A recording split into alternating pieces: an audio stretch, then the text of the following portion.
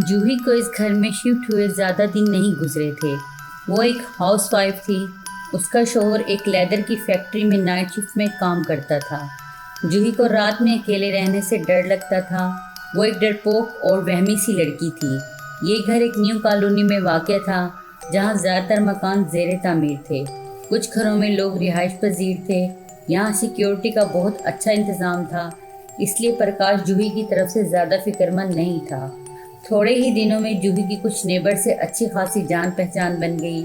वो लोग अक्सर शाम को कॉलोनी में बने पार्क में वॉक करते और कभी छोटी मोटी गेट टुगेदर भी कर लेते थे। जूही का यहाँ अब दिल लग गया था। एक दिन शाम को वो वॉक कर वापस लौटी तो प्रकाश एक लड़की के साथ ड्राइंग रूम में बैठा था। प्रकाश ने बताया कि उसके दूर पार के मामा की बेटी है और इन्हीं के साथ रहेगी, क्योंकि मामा एक हादसे में चल बसे हैं। जूही जानती थी प्रकाश को अपने मामा से बहुत लगाव था, क्योंकि प्रकाश के बाप के गुजर जाने के बाद उसकी माँ और प्रकाश को उन्होंने ही सहारा दिया था और अब प्रकाश की बारी थी। जूही को देखने में बिंदिया एक बेज़रर सी लड़की लगी। वो जूही से ज़्यादा बातचीत नहीं करती थी। जूही उसके जज्बात समझ सकती थी। उसने अभी अपने बाप को खोया था, इसलिए वो अक्सर बिंदिया को बहलाने की कोशिश करती रहती थी। उसकी पसंद का खाना बनाती। प्रकाश और वो वेजिटेरियन थे, मगर बिंदिया नॉन वेज थी। इसके बावजूद भी जूही उसके लिए अक्सर खाना बनाया करती थी। बिंदिया को उनके साथ रहते हुए 2 माह का अरसा गुजर गया था।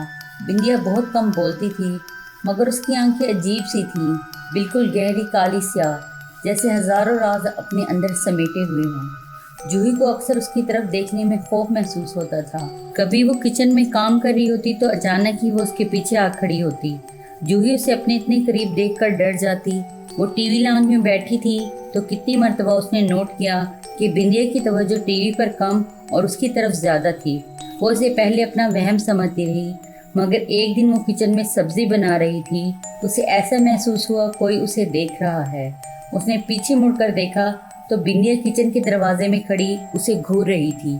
जूही घबरा गई और जल्दी जल्दी सब्जी बनाने लगी। इसी घबराहट में छुरी से उसकी उंगली पर गहरा कट लग गया और खून निकलने लगा। उसने जल्दी से ठंडे पानी से हाथ धोया और बैंडेज लगा ली। इस दौरान बिंदिया अपनी जगह से नहीं हिली और ऐसे ही बस उसे देखती रही। जूही उसकी इस हरकत पर हैरान थी। उसने प्रकाश को ये बताया तो वो हंस दिया और उसे जूही का वहम करार दिया। उसने कहा कि मामा की अचानक मौत की वजह से बिंदिया थोड़ी डिस्टर्ब है, वक्त गुजरने के साथ वो ठीक हो जाएगी। मगर जूही को बिंदिया की जहनी हालत ठीक नहीं लगती थी। एक दिन जूही अपने बालों में कंघा कर रही थी कि बिंदिया उसके कमरे में आ गई। वो उसके लंबे और घने बालों को अजीब सी नज़रों से देख रही थी। उसने उसे बैठने को कहा, मगर वो ऐसे ही खड़ी उसे देखती रही। फिर वो वहाँ से चली गई। जूही ने जल्दी से बालों की चोटी बनाई और किचन में आ गई। वो रात के खाने के लिए तैयारी करने लगी। बिंदिया टीवी पर कोई डांस शो देख रही थी। उसने टीवी का वॉल्यूम काफ़ी हाई रखा हुआ था। पता नहीं इस लड़की से कब जान छूटेगी। जूही को अब उसकी मौजूदगी से कोफ्त महसूस होती थी। कितने दिन हो गए थे वो उसकी वजह से बाहर भी नहीं गई थी। उसने सोचा वो प्रकाश से बात करेगी कि बिंदिया को किसी हॉस्टल में छोड़ दे या फिर वो लोग उसकी शादी करा देते हैं। वो अपनी सोच में इतनी मगन थी कि कब दुपट्टे के पल्लू को आग लगी उसे पता ही नहीं चला। जब आग की लपेट में उसके बाल आए तो उसने हवास बाफ्ता होकर चलाना शुरू कर दिया। दुपट्टा गले से निकालकर दूर फेंका और पानी का जग उठाकर अपने सर पर डाल लिया। बालों में लगी आग तो बुझ गई, मगर उसके लंबे बालों की चुटियाँ जलकर आधी रह गई थी। सारे बाल जलकर अजीब भुजंग हो गए थे। वो बेदम सी होकर ज़मीन पर गिर गई। जब भी बिंदिया किचन में आई और अंदर का मंजर देखकर उसके चेहरे पर अजीब मखलूस सी मुस्कुराहट आ गई। जूही ने देखा वो उसे इस हालत में देखकर हंस रही है। वो उठकर उसका मुंह नोच लेती, मगर उसमें इतनी हिम्मत नहीं थी। वो काउंटर से टेक लगाकर रोने लगी। थोड़ी देर बाद वो वापस चली गई। जूही उठी, कमरे में आकर उसने दरवाज़ा अंदर से लॉक कर लिया और प्रकाश को फ़ोन कर सब कुछ बताया। थोड़ी देर बाद प्रकाश घर आ गया। जूही की हालत बहुत बुरी थी। वो डरी सहमी सी कमरे में बंद बैठी थी। प्रकाश को उसके बाल जलने का बहुत अफसोस था। जूही के लंबे बाल उसे बहुत पसंद थे, मगर उससे भी ज़्यादा उसके लिए परेशान कुन बात जूही की हालत थी। जब से वो आया, जूही मुसलसल एक ही बात किए जा रही थी कि ये सब बिंदिया की वजह से हुआ है और वो मज़ीद उसके साथ नहीं रहना चाहती थी। जूही को उसने बहुत समझाया, मगर वो नहीं मानी। प्रकाश ने सोचा वो इस बारे में बिंदिया से बात करेगा। आखिर वो जूही के साथ ऐसा क्यों कर रही है, या फिर ये उसका वहम है। वो बिंदिया के कमरे में गया, मगर वो अपने कमरे में नहीं थी। किचन से उसे उसके गुनगुनाने की आवाज़ आ रही थी। वो किचन में गया तो उसने देखा वो अपने लिए कबाब फ्राई कर रही थी। प्रकाश को वो वहाँ देखकर हैरान सी हुई, क्योंकि इस वक्त वो फैक्ट्री में होता था। उसे प्रकाश के घर आने का नहीं पता था। प्रकाश से उसने खाने का पूछा, मगर उसने कहा कि वो जूही को लेकर बाहर जा रहा है, वो दोनों डिनर बाहर ही करेंगे। इसके बाद वो दोनों चले गए। उनके जाने के बाद बिंदिया अपने कमरे में आई और बेड के नीचे से एक लकड़ी का संदूक बाहर निकाला, जिस पर मुख्तलिफ शैतानी चेहरे कुंदा थे। संदूक के अंदर एक खून आलूदा खोपड़ी और कुछ इंसानी हड्डियां पड़ी थी। सुर्ख रंग के मनकों की एक माला भी थी, जिसमें छोटी छोटी खोपड़ियां थी। सबसे नीचे एक काले जादू की किताब थी। उसने ये सब चीज़ें संदूक से बाहर निकाली और ज़मीन पर एक सुर्ख रंग से सर्कल बनाया। फिर उसके दरमियान में खोपड़ी रख दी और अपने गले में माला डालकर उस दायरे के सामने बैठ गई। उसकी आंखें बंद थी और वो मुख्तलिफ मंत्रों का जाप कर रही थी। थोड़ी देर बाद कमरे की फ़िज़ा में अजीब सा धुआं उठने लगा। वो धुआं उस खोपड़ी से बरामद हो रहा था। बिंदिया ने अपनी बंद आंखें खोल दी। उसकी काली सी आंखें लहू रंग सी हो रही थी। उसने गुड़िया को हाथ में उठाया और इसके दिल वाली जगह को अपने अंगूठे से मसलने लगी। उधर जूही प्रकाश के साथ डिनर एंजॉय कर रही थी। खाना खाने के बाद वो लोग समंदर के किनारे आ गए। इतने अरसे बाद समंदर के किनारे आकर जूही को ऐसा लगा जैसे वो दोबारा जी उठी हो, वरना आज शाम होने वाले हादसे के बाद उसका दिल बहुत डरा हुआ था। वो कितनी देर तक साहिल की रेत पर बैठकर समंदर की लहरों का रक्स देखती रही। प्रकाश ने उसे कई बार घर चलने का कहा, मगर वो तो जैसे सारी रात यहीं बैठे रहना चाहती थी। उसका दिल बिल्कुल भी घर जाने को नहीं कर रहा था। मगर थोड़ी ही देर गुजरी कि वो बेचैन सी हो गई। वो घबरा कर वहाँ से उठी। उसे ऐसा लग रहा था जैसे उसके दिल में किसी ने अंगारे भर दिए हों। उसे कहीं चैन नहीं आ रहा था। उसका पूरा वजूद ठंडा पड़ गया था और अंदर जैसे आग भड़क उठी थी। उसने स्टॉल से ठंडे पानी की बोतल ली और एक ही सांस में सारा पानी पी गई। थोड़ी देर पहले जो समंदर उसे अच्छा लग रहा था, अब वही समंदर जैसे उसे अपने अंदर समोने को बेताब नजर आ रहा था। हर लहर उसे अपनी जानिब बढ़ती नजर आ रही थी। इर्द गिर्द के लोग अपने दुश्मन लग रहे थे। वो यहाँ से भाग जाना चाहती थी। प्रकाश उसकी हालत देखकर परेशान हो गया। अभी तो सब कुछ ठीक था, फिर ये उसे अचानक क्या हुआ था। वो उसे लेकर घर आ गया। बिंदिया शायद सो चुकी थी, क्योंकि उसके कमरे की लाइट ऑफ थी। उसने जूही को डॉक्टर के पास चलने को कहा, मगर वो नहीं मानी। घर आकर उसकी हालत में कदरे बेहतरी आ गई थी। थोड़ी देर बाद वो सो गई। उसके सोने के बाद प्रकाश उसी के बारे में सोचता रहा। उसे जूही के इस रवैये की समझ नहीं आ रही थी। उसने तय कर लिया था कि वो सुबह होते ही जूही को डॉक्टर के पास ले जाएगा। उसे नींद नहीं आ रही थी। जहन मुख्तलिफ बातों में उलझा हुआ था। वो बालकोनी में आ खड़ा हुआ। ठंडी हवा के झोंके ने उसका दिमाग फ्रेश कर दिया। वो बाहर सड़क के उस पार बने हुए जेरे तामीर घरों की तरफ देखने लगा। सड़क के दूसरी तरफ कुछ घर अभी बन रहे थे। प्रकाश को एक जेरे तामीर घर में एक साया गर्दिश करते हुए दिखाई दिया। इतनी रात को वहाँ कौन हो सकता था? शायद चौकीदार हो। उसने कुछ देर सोचा और फिर वहीं खड़ा रहा। वो साया किसी चीज़ के गिर चक्कर लगा रहा था। उसने अपना हाथ हवा में बुलंद किया। उसके हाथ में एक तेज धार चाकू था जो स्ट्रीट लाइट की रोशनी में चमक रहा था। उसके बाद फिजा में किसी परिंदे की दर्दनाक सी आवाज़ गूंजी। प्रकाश का दिल उछलकर हलक में आ गया। वो साफ सा अपनी जगह खड़ा रहा। फिर अचानक उसे जाने क्या सूझी। वो जल्दी से सीढ़ियाँ उतरकर बाहर की जानिब भागा। दरवाज़ा खोलकर वो आहिस्ता आहिस्ता कदमों से उस घर की तरफ बढ़ने लगा जहाँ उसने वो साया देखा था। सड़क क्रॉस करते ही वो उस जेर तामीर घर में दाखिल हो गया। अंदर से उसे अजीब सी आवाज़ सुनाई दे रही थी, जैसे कोई जानवर चपड़ चपड़ कर कर कोई चीज़ पी रहा हो। वो वहीं रुक कर सतून की आड़ में खड़ा हो गया। थोड़ी देर बाद वो साया अंदर से बाहर आया। उसके हाथ में एक उल्लू था जिसकी आधी गर्दन कटी हुई थी। उसने बाहर लॉन में ज़मीन खोदी और उस उल्लू को वहाँ मट्टी में दबाया और ख़ुद सड़क की जानिब बढ़ने लगा। प्रकाश सतून की ओर से बाहर निकल आया और उससे कुछ फासले पर चलने लगा। अब वो लोग तेज़ पूल लाइट की रोशनी में आ चुके थे। प्रकाश ने देखा वो कोई औरत थी जिसने खुद को एक काली चादर से मुकम्मल तौर पर ढांपा हुआ था। वो तेज तेज कदमों से चलती हुई प्रकाश के घर में दाखिल हो गई। प्रकाश की रूह फना हो चुकी थी। ये औरत उसके घर में क्या करने गई है? वो भी दबे कदमों से घर के अंदर दाखिल हो गया। अब वो औरत बिंदिया के कमरे का दरवाज़ा खोल रही थी। प्रकाश वहीं ठहर गया और देखने लगा। उस औरत ने दरवाज़ा खोलकर इधर उधर देखा कि कोई उसे देख तो नहीं रहा और अंदर कमरे में चली गई। खौफ के मारे प्रकाश की गिगी बन गई।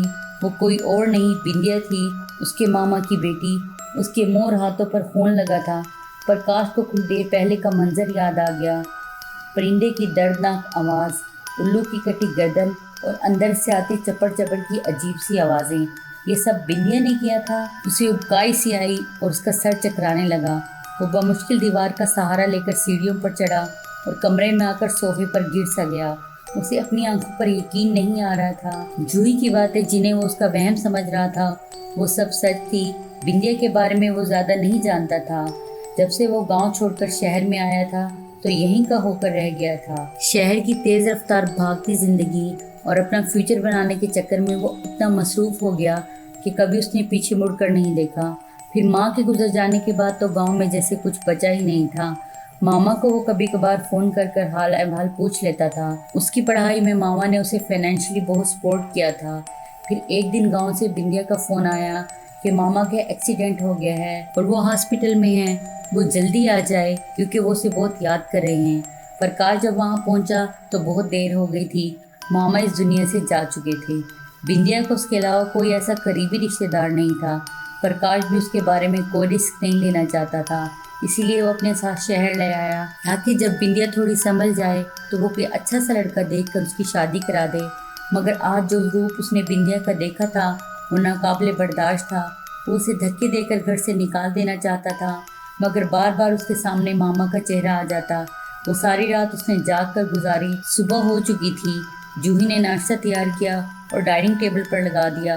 वो नाश्ता कर रहे थे जब बिंदिया भी वहाँ पर आ गई। प्रकाश ने बामुश्किल खुद को कंट्रोल किया और उसकी हरकत नोट करने लगा। वो बहुत खुश नज़र आ रही थी। उसकी सी आंखों में अजीब सी चमक थी और चेहरे पर जैसे लाली दहक रही थी। वो बड़े मुतमईन अंदाज में नाश्ता कर रही थी। नाश्ते के बाद प्रकाश ने जूही को बताया कि वो उसके दिल के सुकून और घर की हिफाजत के लिए एक पूजा करा लेते हैं। यहाँ पास ही एक मंदिर है, वहाँ चलते हैं। जूही ये सब सुनकर बहुत खुश हुई और जाने की तैयारी करने लगी। बिंदिया ने तबीयत की खराबी का बहाना बनाया और मंदिर जाने से इनकार कर दिया। प्रकाश को पता था वो कभी नहीं जाएगी। वो ये सब कुछ अपनी तसल्ली के लिए कर रहा था। बिंदिया के इनकार के बाद वो जूही को लेकर मंदिर पहुंचा और वहां पर मौजूद पंडित को सारी सूरत हाल से आगाह किया। पंडित ने उन्हें बताया कि बिंदिया जूही पर काला जादू करती है, जिसकी वजह से उसकी ये हालत है। बिंदिया ये सब कुछ शैतानी ताकतें हासिल करने के लिए कर रही है और आने वाले दिनों में उसकी ताकत में मज़ीद इजाफा हो जाएगा और वो अपने जादू से न जाने कितनी लोगों की ज़िंदगियां बर्बाद कर देगी। बिंदिया को ये सब कुछ करने से रोकना होगा, वरना उनके साथ इससे भी बुरा हो सकता है। पंडित ने उन्हें शाम को बिंदिया को घर से बाहर लाने का कहा। वो उसकी गैर मौजूदगी में पूजा करना चाहते थे ताकि उसके काले जादू की ताकत कम हो सके, फिर वो आसानी से उस पर काबू पा सकते थे। जूही ये सब सुनकर बहुत ज़्यादा खौफजदा हो गई। बज़ाहिर देखने में आम सी लगने वाली बिंदिया इतनी ख़तरनाक हो सकती थी, ये उसने नहीं सोचा था। शाम को प्रकाश बिंदिया को लेकर घर से बाहर चला गया। उसने ग्रोसरी का बहाना बनाया और उसे मार्केट ले गया। बिंदिया के बाहर निकलते ही जूही ने पंडित को फ़ोन किया। वो अपना सारा सामान लेकर आ गए। उन्होंने घर में दाखिल होते ही बिंदिया के कमरे के बारे में पूछा। फिर वो उसके कमरे में आ गए। उनकी नज़रें जैसे किसी चीज़ को ढूंढ रही थी। उन्होंने आंखें बंद कर कर कुछ पढ़ा। फिर वो सीधा उसके बेड की तरफ बढ़े और बेड के नीचे से एक संदूक बाहर निकाला। फिर उसे खोला और जो चीज़ें उन्हें नजर आई वो देखकर खौफ से पीले पड़ गए। बिंदिया उनकी तवक्को से ज़्यादा खतरनाक थी। वो उसी के कमरे में बैठकर पूजा करने लगे। संदूक उन्होंने अपने करीब कर लिया था। कमरे में पूजा के लिए आग रोशन हो चुकी थी। पूजा करने के बाद उन्होंने सबसे पहले उस आग में वो गुड़िया डाली। फिर उसके बाद वोडियों वाली माला भी आग में फेंक दी। आग के शोले एकदम बुलंद हो गए, जैसे आसमान को छूने लगे हों। उधर मार्केट में शॉपिंग करते हुए बिंदिया को जैसे ज़ोर से धक्का लगा। उसे महसूस हुआ किसी ने उसके दिल पर वार किया है। वो सब कुछ फेंक कर बाहर की तरफ भागी। प्रकाश समझ गया कि पंडित ने अपना काम शुरू कर दिया है। वो भी उसके पीछे गया, मगर वो जब तक ऑटो लेकर वहाँ से जा चुकी थी। प्रकाश ने जल्दी से गाड़ी स्टार्ट की। वो बिंदिया से पहले घर पहुँच जाना चाहता था, मगर वो उससे पहले वहाँ पहुँच गई। और सीधा अपने कमरे में गई। पंडित के हाथ में अब वो काले जादू की किताब थी जिसमें बिंदिया की जान थी। उसकी सारी ताकतें उस किताब में कैद थी। वो चील की तरह पंडित पर झपटी और उसके हाथ से वो किताब छीन ली। पंडित हड़बड़ाकर अपनी जगह से उठा। वो इतनी जल्दी बिंदिया के वहां आने पर हैरान था। जूही डरी सहमी सी कोने में खड़ी थी। तू इसे खत्म करेगा? ये मेरी जिंदगी का हासिल है। उसने किताब को अपने साथ लगा लिया। ये ताकत हासिल करने के लिए मैंने कितनी मेहनत की, तुझे पता है? और तू इसे जलाने चला था मूर्ख। उसने पंडित के पास आकर उसकी गर्दन पकड़ी और एक हाथ से उसे ऊपर उठाकर जमीन पर दे मारा। नीचे गिरते ही पंडित का पूरा वजूद खुश्क पत्ते की तरह कांपने लगा। उसे अपनी जान के लाले पड़ गए। बिंदिया ने जोर जोर से किसी मंत्र का जाप करने लगी। तभी कमरे में जली पूजा की आग बुझ गई। फिर वो मुड़कर जूही की तरफ देखने लगी। जूही को लगा ये उसकी जिंदगी का आखिरी दिन है। उसने जूही को बालों से पकड़ लिया। तभी कमरे में प्रकाश दाखिल हुआ। उसके हाथ में एक जलती हुई कैंडल थी। उसने वो कैंडल खुले हुए संदूक में फेंक दी। संदूक में बड़ा सामान जलने लगा। बिंदिया ने जूही को एक तरफ फेंका और संदूक में लगी आग बुझाने लगी। लकड़ी के संदूक में आग भड़क चुकी थी। वो दोनों हाथों से उसमें से अपनी चीजें निकालने की कोशिश कर रही थी। पंडित ने जल्दी से पूजा की आग दोबारा जला दी। जूही ने फर्श पर पड़ी किताब उठाई जो बिंदिया के हाथ से गिर गई थी और उसे जलती हुई आग में डाल दिया। बिंदिया ने एक जोरदार चीख मारी। वो संदूक को नहीं बचा सकी थी, मगर किताब को इतनी आसानी से अपने हाथों से कैसे जाने देती। उसने आग में अपने दोनों हाथ डाल दिए, मगर तब तक आग किताब के सफ़ों को तेजी से जलाकर राख करने लगी। वो पागलों की तरह चिल्लाने लगी। आग ने उसके हाथ और कपड़ों को भी अपनी लपेट में ले लिया और वो उसके जिस्म पर फैल चुकी थी। प्रकाश ने जल्दी से कंबल उठाकर उसके ऊपर डाला ताकि आग से उसे बचा सके। फिर वो उसे लेकर हॉस्पिटल गए, मगर तब तक बहुत देर हो चुकी थी। उसके जिस्म का 80% हिस्सा झुलस चुका था। उसका बचना नामुमकिन था। अपनी जादुई काली ताकतों के साथ बिंदिया भी जलकर खत्म हो गई थी। प्रकाश ने वो घर छोड़ दिया था। वहाँ उन्हें अक्सर बिंदिया का जला हुआ भूत घर में घूमता हुआ नजर आता। प्रकाश और जूही को बिंदिया की मौत का बहुत मलाल था। वो लोग आज तक इस भयानक हादसे को नहीं भुला सके। अगर आपको मेरी ये कहानी पसंद आई हो तो मेरे चैनल को सब्सक्राइब करें, लाइक करें, शेयर करें और मज़ीद वीडियो देखने के लिए मेरे साथ जुड़े रहें। शुक्रिया।